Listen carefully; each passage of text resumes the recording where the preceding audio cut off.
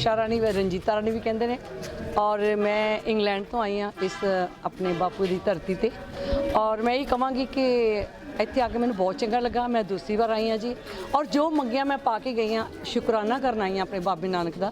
और दूसरी मेरी अरदास है कि जिस तरह असी भैन भाई विछड़े हुए सी, असी इकट्ठे होए हैं भैन भरा, हिंदू मुस्लिम सिख जो भी हाँ, असी सारे इकट्ठे, सानू बड़ी खुशी हुई। बाबा जी सानू ऐदा ही जोड़ के रखियो, उस मालक अगे अरदास करदी हाँ। और ये भी कहनी है चाहे किते भी आप रहिए, आप है एक ही हाँ जी। दो लाइना कह के खिवां दी जाचिका जी।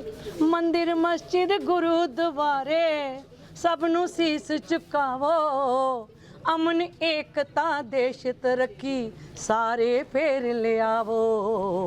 पाक पवित्र रिश्तियां नू तुसी मिट्टी विच रुलावो ना,